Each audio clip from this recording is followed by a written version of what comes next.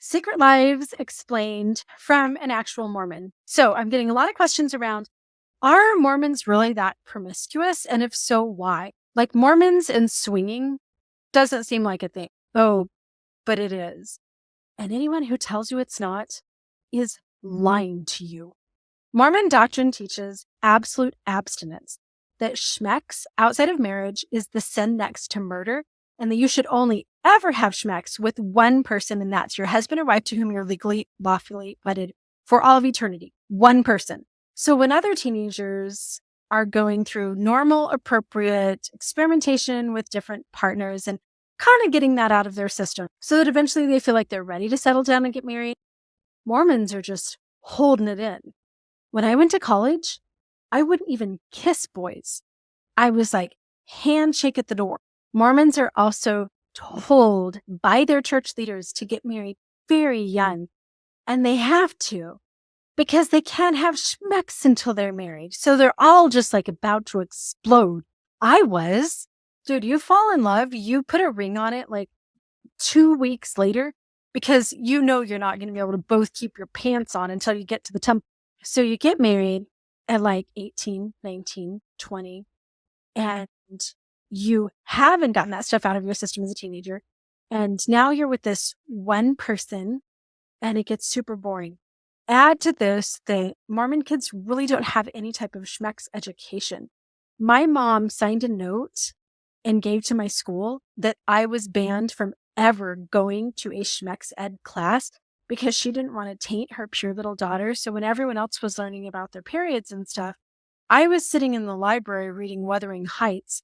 I didn't learn about consent. I didn't learn about birth control, STDs. I didn't learn about anything. Jesus was my birth control and my body belonged to my husband. So there is a high level of irresponsibility within the Mormon community because there's no education.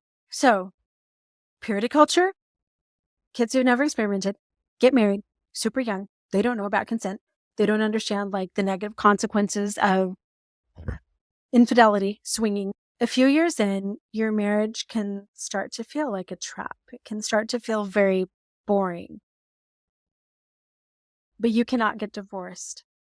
Mormon marriages are for time and all eternity. We are taught that we have an eternal companion who's out there somewhere that is the other half of our soul, and that we will become gods and goddesses and create worlds together for all of eternity. There is no divorce. There is no divorce in Mormonism. Your divorced Mormon friends are sinners. They are under the influence of Satan, babe. So it leads to a lot of adultery.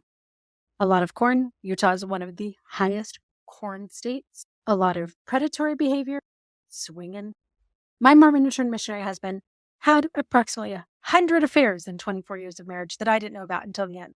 And one other thing that I think is a really significant factor in what goes on with a lot of Mormon affairs is that Mormon men really don't have trust for worldly women.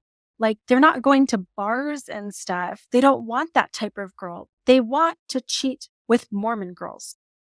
Mormon men want to cheat with Mormon girls. Okay, on the flip side of that, if a Mormon woman is thinking of cheating, she doesn't have a job. She's not working outside of the home. It's not like she has like some sexy coworker that she can like hook up with.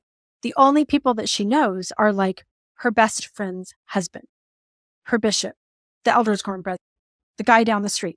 So the Mormon woman doesn't have access to any non-Mormons or anybody outside of her little ward family. And the Mormon man doesn't want some worldly girl. So inevitably, they end up wife swapping. How prevalent is swinging in the Mormon community? I have been asked to swing by 4 separate couples in my 24-year marriage, which we did not because I am not that type of girl. We used to belong to a group of friends in Los Angeles. You guys all know who you are. Courtney, Dawn, Chad. Once a month, we got together and played cards and stuff at somebody's house. We would all rotate in our fancy $1 million homes.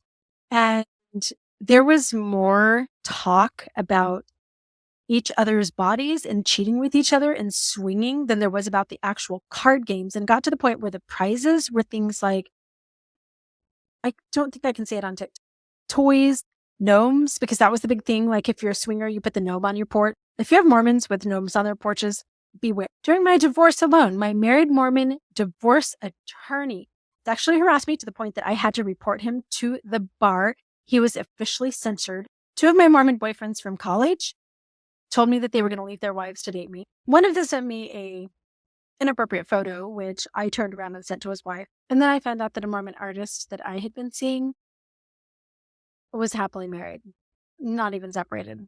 She got screenshots too, by the way. It's almost like the more an organization tries to control people's private lives and make certain behaviors taboo, the more crazy those people are going to be.